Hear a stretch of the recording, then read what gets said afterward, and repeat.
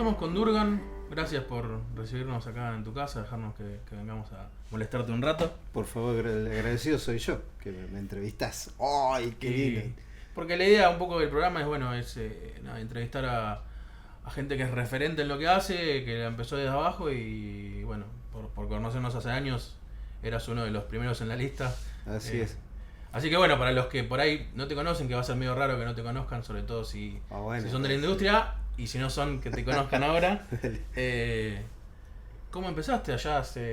¿Cómo empezaste en el mundo computeril y todo? Bueno, yo prehistórico soy, así que...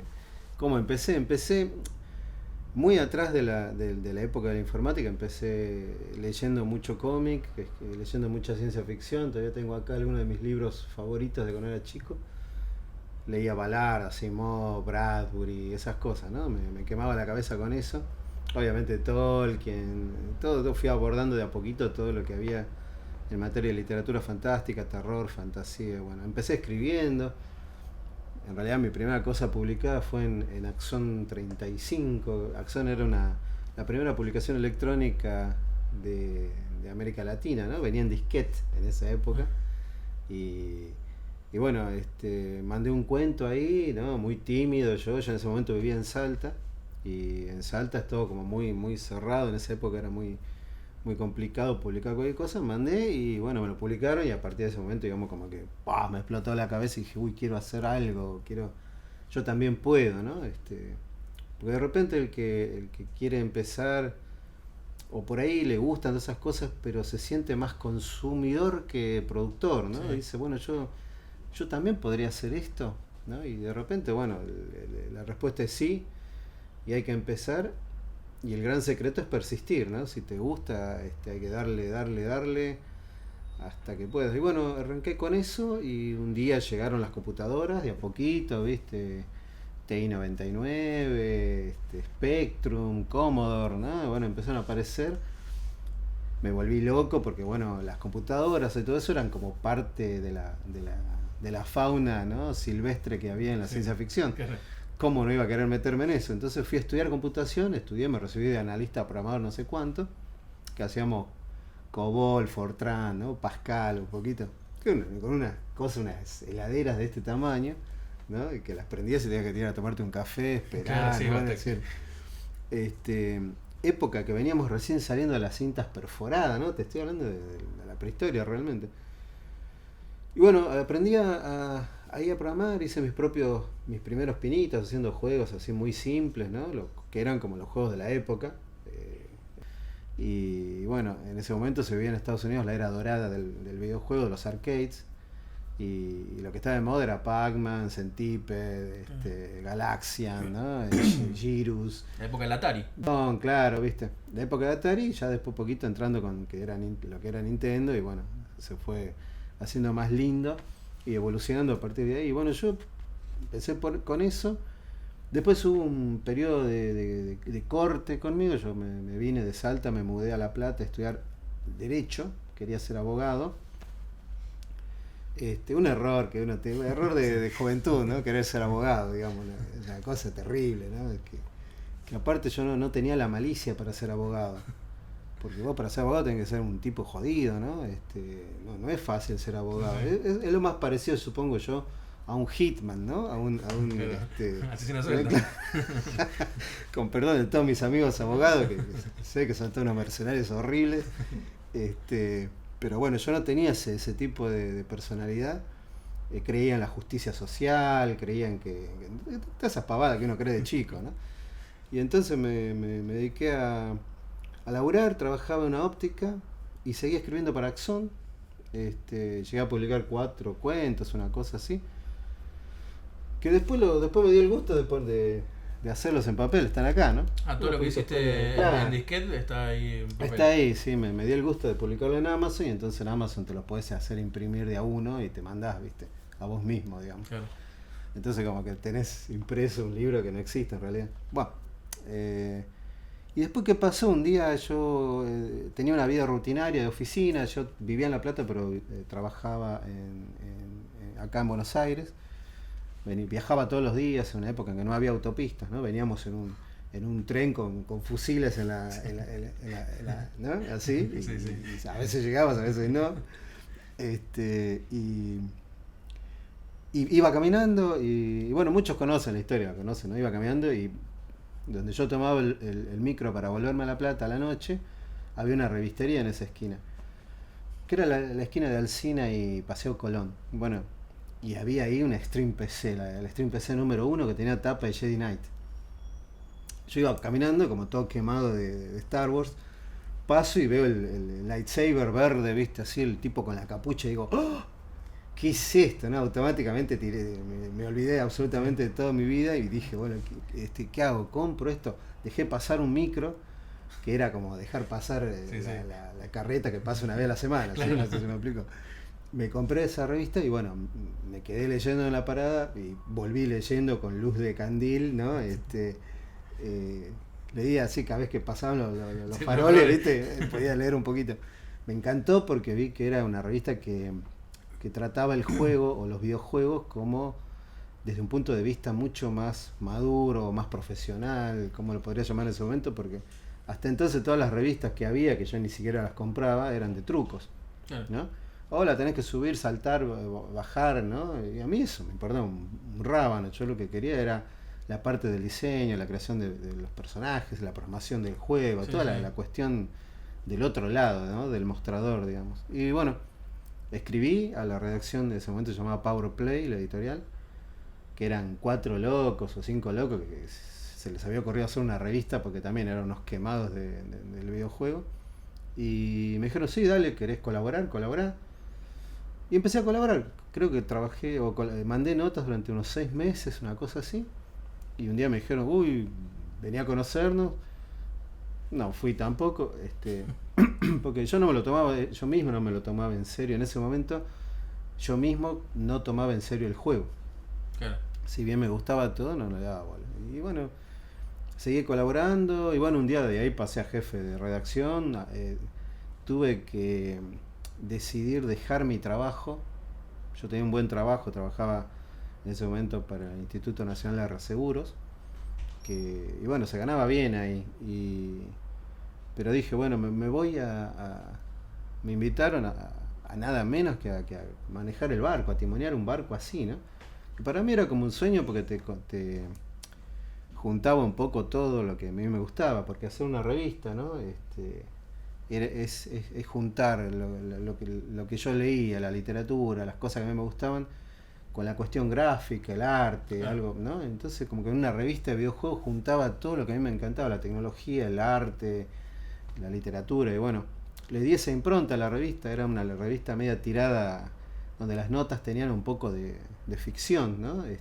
O por lo menos las contábamos de manera más, tratando de que fuesen entretenidas y qué sé yo, dejando de lado qué teclas usás para jugar, sino concentrándonos más en lo bueno, en lo que sentías al jugar, la experiencia que te transmitía. Y bueno, ¿y qué pasó? Seguí con eso. Un día, bueno, hubo una de las tantas crisis que tuvo Argentina, la del 2000, 2001, reventó todo, el dólar se había disparado, era imposible imprimir, y un montón de otras cuestiones. Bueno, nos separamos, nos fuimos cada uno a su propia oficina. Ya era la época en que habían llegado, ya había modems, ¿sí? Claro. Entonces uno podía tener un modem en la casa y internet en casa. Antes solo era cosa de oficina, ¿no? Y empezamos a trabajar así a distancia. Bueno, después tuvimos 1000 problemas, nos terminamos yendo, el equipo original de Stream PC nos fuimos por desavenencias entre los dueños de la editorial, que nosotros no teníamos nada que ver. Me fui, se fue conmigo una fuerza de redacción que era la que había hecho la revista hasta ese momento. Continuó otro equipo, otro grupo, unos años más, no sé, unos meses más, no sé. Y nosotros empezamos a hacer revistas para México. Desde acá en México hacíamos Master Player, después una de anime, Otaku, cartas de combate, que era de Trading Card Games. Y trabajamos 6 años así, desde acá para México. Y atravesamos esa crisis, digamos, gracias a México, así que le estoy muy agradecido a México, que fueron épocas durísimas, no había laburo acá, ¿no? Y después, ¿y qué pasó? Un día, tengo un amigo, Maximiliano Ferzola, que conoces perfectamente, eh, el loco estaba dando clases en Image Campus y creo que se tenía que ir, no me acuerdo qué, pero me dijo, ¿me podés cubrir? ¿Qué sé yo? Yo dije, yo no tengo ni idea. Vení, dale, si son clases de historia.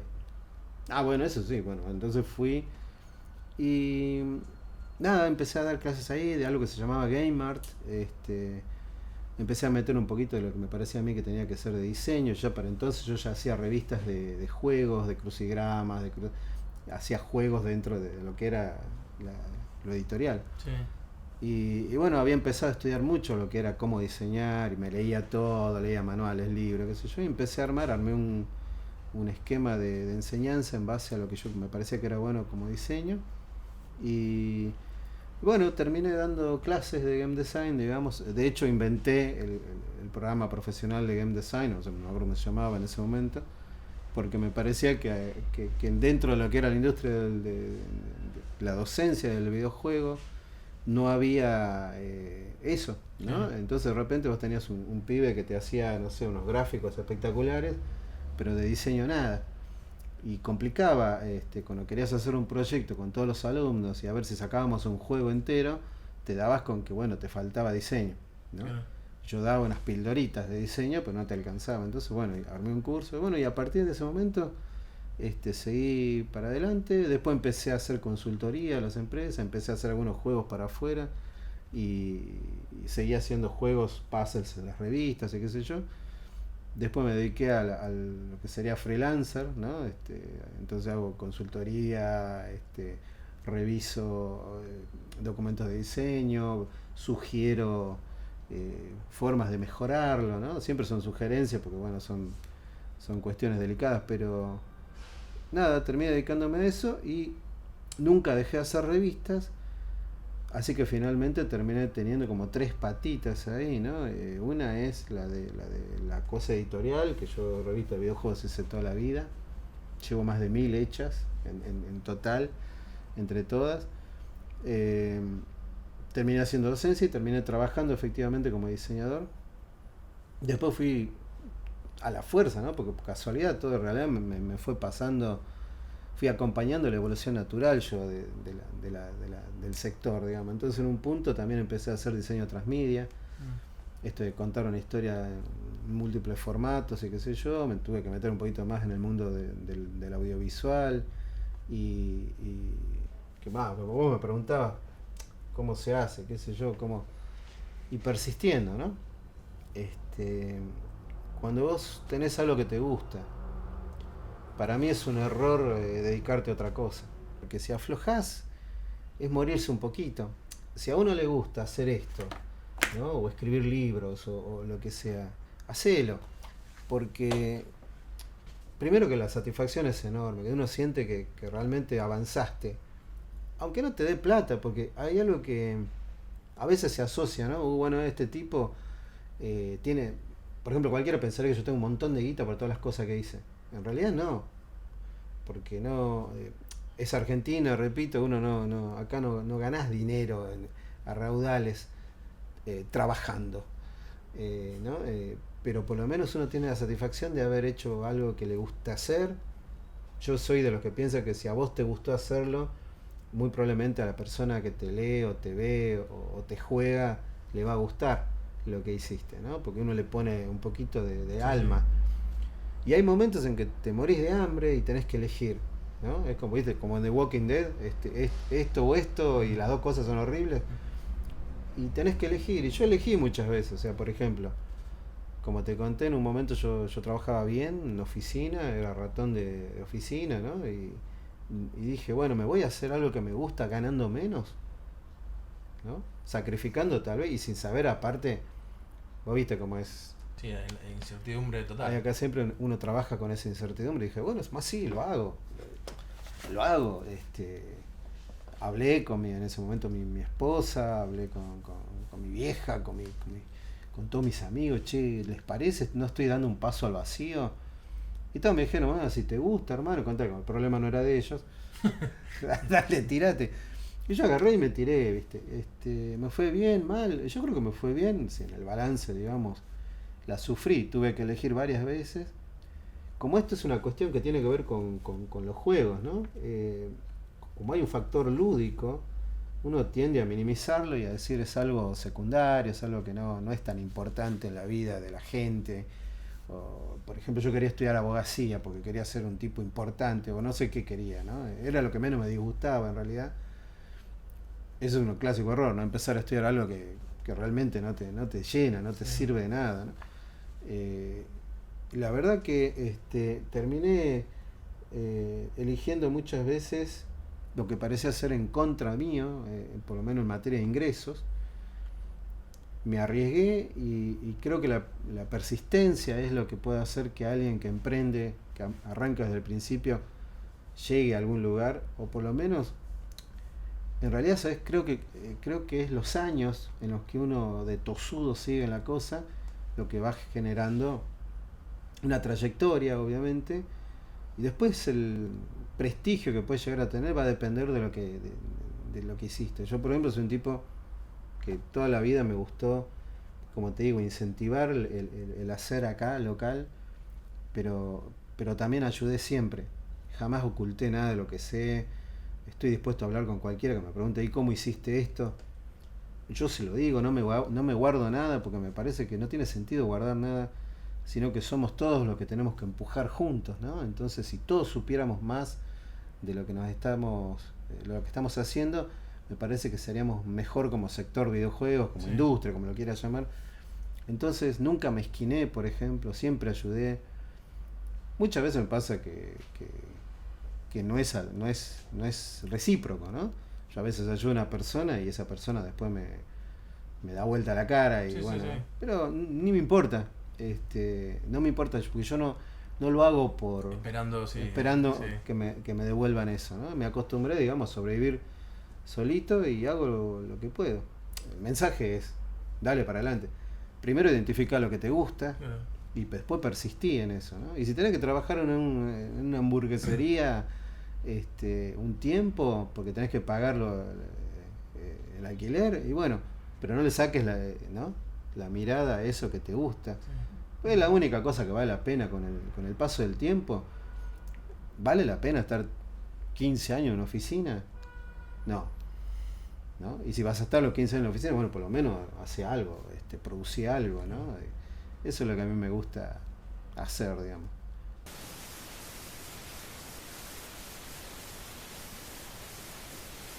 ¿Cómo fue toda la experiencia desde tu lado como prensa de videojuegos? Porque más allá de review hacían noticias y otras cosas.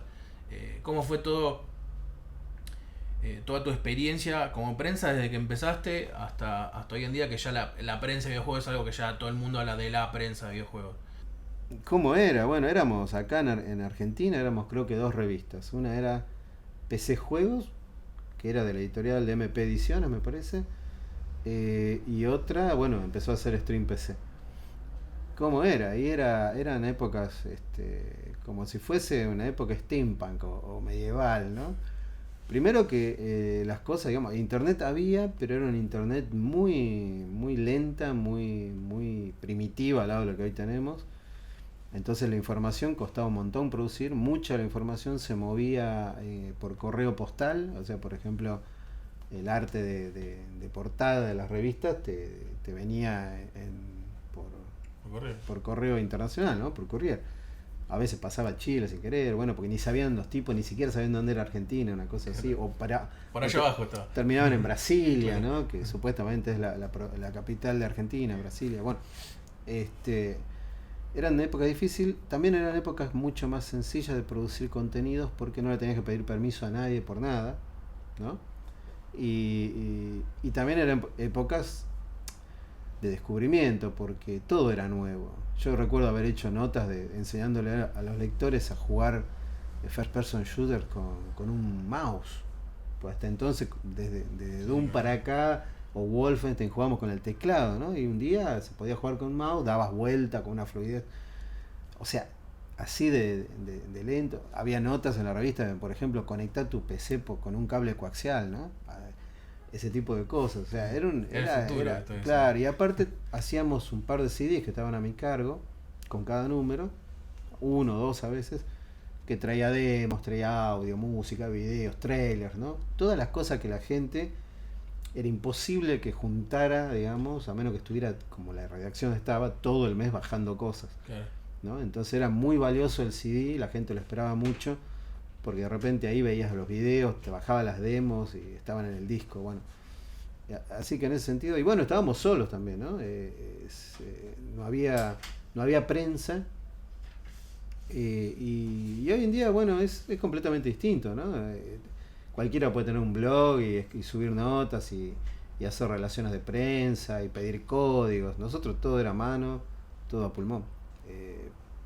Y bueno, nada, construimos desde cero, desde abajo. Un poco sin, yo creo que la luz del tiempo, un poco ingenuamente, porque no sabemos a dónde iba a terminar. El hecho es que a nosotros todos los que integramos Stream PC, que en ese momento en realidad era un montón de gente que toda talentosa, ¿viste? Como cuando se juntaron los Beatles, se va a decir, bueno, yo tenía, no sé, un Fer Bricheto que era una luz para conseguir relaciones, para conseguir tapa, arte, primicias, o un Santiago Videla que era un genio jugando a cualquier cosa, ¿no? O un Gastón Enrichetti o un Martín Barzano que eran diseñadores de puta madre que te hacían un arte tremendo. Estaba el tipo que dirigía el barco, que era Maximiliano Peñalver, que creo que hoy es el capanga de Malditos Nerds o algo así. Y la verdad que todos eran como geniales los pibes, ¿no? Y era también la juventud y la pasión de hacer lo que a uno le gusta. De repente era mágica la editorial. Vos entrabas y era un lugar con fichines, ¿no? Y un lugar donde estábamos todos laburando, generando contenidos. Era muy lindo eso. Es lo que extraño hoy en día. Hoy en día, por ejemplo, Irrompibles no tiene una reacción física. Entonces estamos todos cada uno en su casa. Hay reuniones esporádicas, muy esporádicas. Estamos viejos. Pero hoy en día creo que es mucho más fácil, pero muy distinto también. También tiene su dificultad hoy en día, ¿no? Hoy en día, yo para poner cualquier cosa en la tapa tengo que pedir autorización, tengo que esperar la autorización, tengo que firmar un coso, tengo que... la vieja época era como todo más salvaje, ¿no? Era como que tallábamos la revista en piedra, ¿no? Sí, está todo más industrializado, digamos, hoy en día. Ya es sí, una industria. Sí, además a mí me gusta también, a mí me gustaba que la revista fuera como un impulsor del hacer, ¿no? De la producción, lo que te venía diciendo. No me gusta mucho la prensa que veo a veces, que es una prensa de la review y si está bueno o malo el juego y nada más. Y por ejemplo que a veces incluso ni siquiera le dan bola a la escena local, ¿no?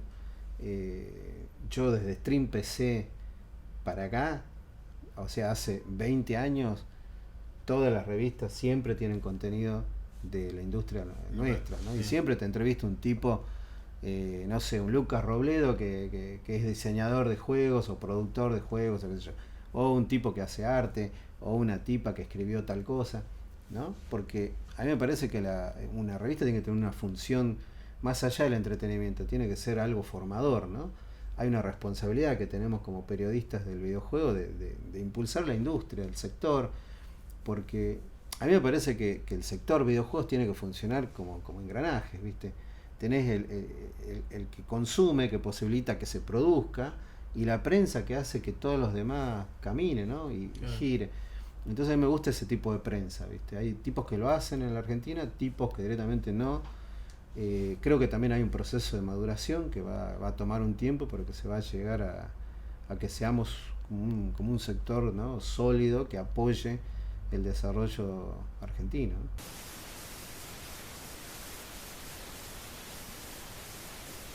Y creo que estamos en un momento de maduración, como te decía, un momento transicional. Es lógico que algunos, y están en todo su derecho de no querer cubrir, por ejemplo, lo que se hace acá. Pero también es cierto que recién en 2016, para dar una fecha así como, wow, una fecha, han aparecido videojuegos desarrollados completamente acá en el país que son de una calidad top, ¿no? Una calidad de esa que uno suele decir por Argentina nomás, que es, wow, esto lo hicimos acá, ¿no? Sí, sí. La muletilla es claro, malvada. Pero entonces salieron títulos tremendos como, no sé, Master of Orion, el primer AAA hecho completamente acá por NG Studios. tipos que ya venían de Ragnarok, de Champions of Ragnarok y de Argentino Online, mucho más atrás, o Don Mendoza en Pizza Boy de Occam, o bueno, Blue Rider de los cordobeses, ¿no? De Ravegan, qué sé yo, el Cthulhu Pet, no me acuerdo cómo se llama, ¿no?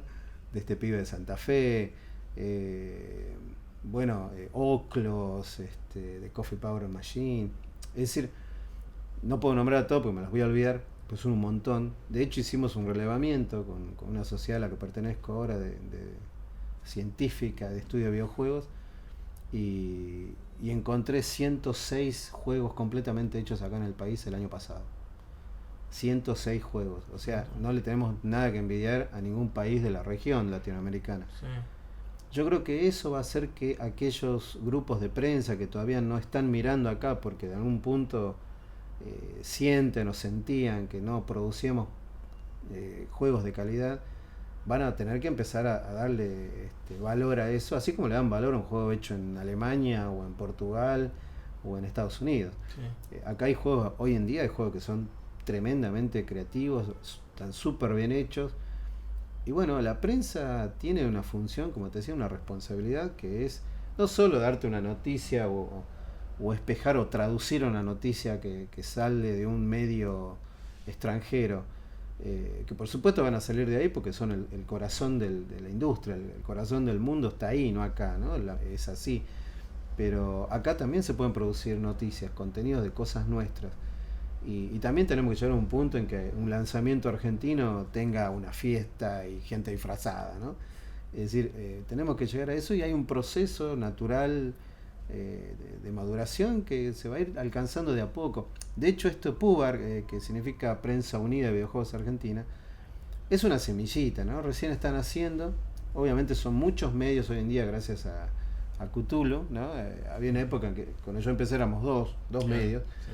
Ahora son cerca de 30. Y bueno, es lógico que se generen cuestiones, ¿no? Por ejemplo, muchos de esos colegas piensan que que es una cuestión de competencia, que de encontrar la exclusividad en realidad yo no lo veo así, y creo que a medida que lo dejen de ver así y lo empiezan a ver como vamos a laburar todos juntos, vamos a compartir código, vamos a compartir coberturas, vamos a hacer eventos, vamos a hacer que la industria crezca todos juntos, yo creo que a partir de ese momento vamos a poder hablar de un PUBAR o de otra organización sólida, ¿no? Que realmente tenga una función útil a los desarrolladores, porque todo esto en realidad se trata, a los desarrolladores y a los consumidores, sí. Se trata de llegar a ellos. No es solamente buscar códigos o viajar a los eventos extranjeros, que está bárbaro eso, está perfecto, pero ¿qué más haces, no?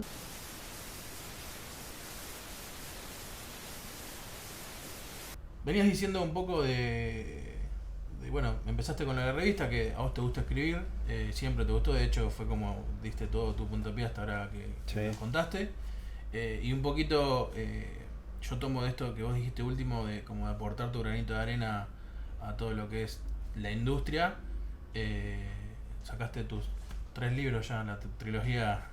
3 libros, del señor sí. Sí, los 2 primeros los escribí. Este es el que más, hasta ahora, el que más éxito tiene. Es Estructura Lúdica se llama, y acá lo que hice fue hacer una metodología de diseño de juegos, digamos, ¿no? Juegos, videojuegos, qué sé yo. Y bueno, tuve la suerte que gustó mucho, y hoy en día es bibliografía de muchas universidades, en un caso incluso bibliografía obligatoria, que yo no puedo creer. Tuviste que reeditarlo, ¿no? Tuve que hacer una segunda edición porque agoté los 600 que mandé a imprimir al principio, así que estoy más que contento. Bien. Y este otro es la otra parte que no está acá, que es lo que tiene que ver con el guión del videojuego, ficciones interactivas, hiperficciones y narrativa transmedia, ¿no? Cómo escribir mejor, qué sé yo. También, bueno, es un hijito que me... Y este otro... Es el último. Este es el último, no lo escribí solo, lo escribí con Cecilia Barat. Ella es egresada de Bellas Artes y estudiosa de la cultura, qué sé yo. Y me pareció que era la persona que me venía bien a mí para laburar, ¿no? Entonces, bueno, lo escribimos juntos, un libro de historia del juego, de sus orígenes, abarca todo lo que es juego, desde el 3000 antes de Cristo hasta un poquito más allá del presente. Y nada, lo acabamos de lanzar, memoria del juego, y nada, también está ficcionalizado, no es un porque no queríamos que fuese aburrido. Sí. Y bueno, nada, y se puede leer incluso en una forma no lineal, al estilo Elige tu propia aventura. Ah, Tiene unos navegadores acá sí. de navegación, acá como para que saltes por los lugares que... Así que nada, muy contento. Tres hijitos, nos ha llevado 3 vacaciones, digamos, y toda la vida escribirlos. 1000 páginas en total, ¿no? Y muy contento porque en definitiva lo que yo quería, lo que yo soñaba cuando era pendejín, allá en Salta, era viste, ser escritor. Y en ese momento me parecía imposible que yo viviera de esto o que simplemente alguien me publicara. Y como te decía, en definitiva, si uno persiste, ¿no? Termina haciéndolo. Claro que son ediciones independientes, ¿no? Me calenté en buscar editorial, pero dije, bueno, los hago yo y los vendo yo. Y Sí. más que nada porque todavía no existe en Argentina, digamos, interés por publicar cosas así como estas. Y bueno, pues yo necesitaba para mis estudiantes algo en castellano. Claro. Bueno, todos manejan tanto inglés como para Y leerse no hay tanta toneladas cosa de en libros. castellano. Entonces, bueno, con esto ya cumplí. Ahora puedo hacer lo que hacen, viste, los profesores. Le digo, lean de estos 10 capítulos para mañana y Claro. yo no hago nada. Claro. ¿Entendés? Eso es lo que quería hacer realmente y lo logré.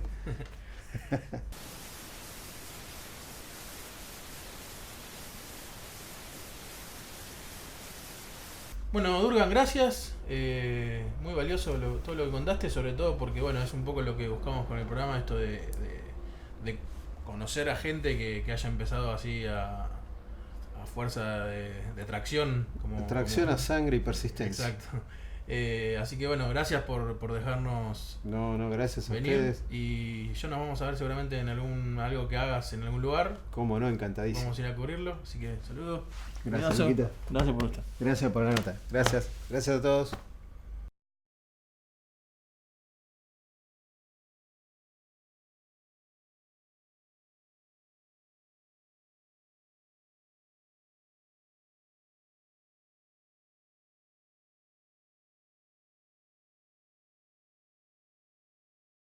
Hi there, hi there, hi there, hi there.